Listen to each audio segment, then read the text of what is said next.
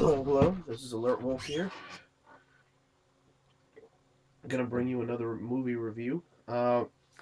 This time I'm gonna do it on The Man with the Iron Fists. Excuse me. Still sick from yeah, I'm just still sick, under the weather a little. So sorry if my voice sounds a little off. Um, Now two things before I get started. Just interesting notes for me, little achievements. Uh, I managed to reach. This is going to be my 50th video on YouTube, so that's a little milestone right there, 50 videos. Um, Not that too many people are watching my movie reviews, but I put them out there anyway. uh, and Today my channel altogether, total video views reached just hit the 10,000 mark early this morning, and I think it's about it's just over 10,000 views, so that's pretty good too. Um, I'm pretty proud of that. The only number I feel like I haven't done well with is my subscriber count is very low, but that's all right. That'll grow with time. So, if you're watching this video, please subscribe, because the views to subscriber ratio is just not there. It's like I think I have like 19 subscribers, but 10,000 views. But whatever.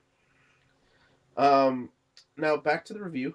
Now this review, I've been wanting to see this movie for forever. It's just I couldn't find the time, and actually, this movie's probably on its way out or out of your theaters already. But still, here's my take on it. Now, this one was by the RZA, produced by Quentin Tarantino.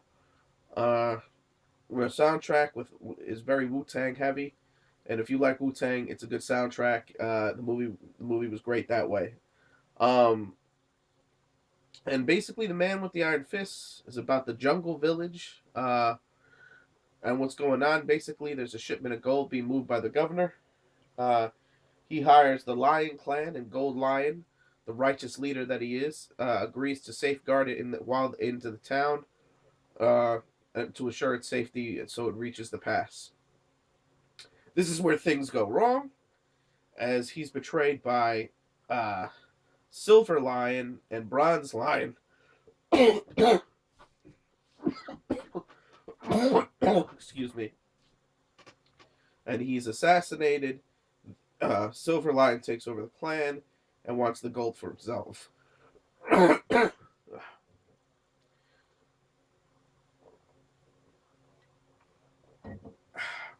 And the RZA plays the blacksmith, and he's the guy making the weapons for all the clans and for everybody in that town. So in that town you have the lions, you have the wolves, the wolf clan, and all that. So he makes everybody's weapon, and he's pretty much a righteous dude.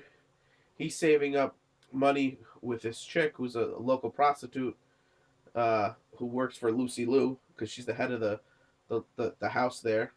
And then they're looking to buy her freedom, and then leave this place. The other character, the other heroic character in this is X Blade, and he is the son of Gold Lion. He's about to be married. He was looking to go home anyway to tell his father he's looking to get married, and get his permission and all that. When he finds out his father's been murdered, now he's heading back.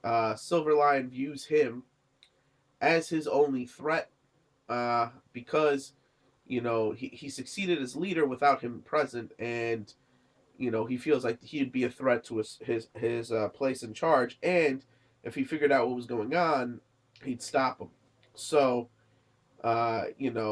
there's the conflict there. I don't want to get too much into it, because what, for my for my episode reviews or my chapter reviews, obviously I've assumed that if by the time you watch my video, you've already seen or read the thing. But for movies, I'm not going to take that assumption, because I don't want to ruin a movie for you. You know what I mean? So with this, I'm just going to slightly get into the plot, and and that's pretty much it. Now you have the English Stranger played. His name is Jackknife, played by Russell Crowe. He's a dubious character, but he's badass. He has a gun sword. I love the fact that he has a gun sword. Way to go, RZA, for giving him a gun sword. You know, uh, props to that. Like I said, you know, Lucy Liu has that fan at one point. That was her weapon. That was pretty cool, like katana. Like, and you know what? You could see the Mortal Kombat influences in this movie. You could see the uh I could see like a little bit of Ninja Scroll in this movie, a little bit of you could definitely see where some of the influences came from. This movie was done. I feel like I'm forgetting someone. Oh yeah, excuse me. I think Batista was in this movie, and he played what was his name? What was his name? Brass Body, and his ability was he could turn his body into brass, and be like the ultimate shield. Uh, so that was pretty cool. And all right, this movie was done in those in that's in you know those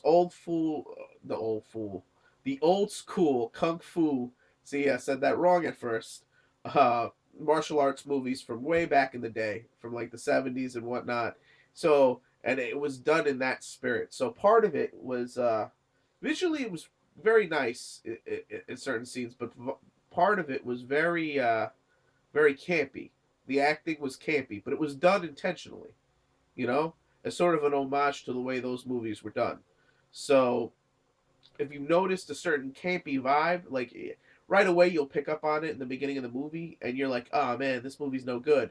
But within the first, within the first death of the movie, you get, oh, okay, they're doing this intentionally. All right, this is kind of funny now. Now I get it. You know what I mean? And that's pretty much it too. Once you get the concept and you just roll with the concept and roll with the story as it is, then little things like it being campy become acceptable and become actually fun for the enjoyment of the film. Now, that's what I'm going to say about this film. This film was a lot of fun. I mean, for those diehard martial art movies, this is the fights were pretty good, but you're not gonna see anything truly outrageous as far as martial arts movies. But at the same time, this is it's a sort of a fantasy piece, not feast, and it's again it's enjoyable. I mean, the friend of mine said the only complaint he had is that you didn't get to see any of there was no nudity, but that that's not what I'm saying. Let's see, am I missing anything? No. You know, so and basically, there's going to be a battle in this town over this gold and over what happened. Um, and the fight scenes were pretty awesome. A lot of good wire work.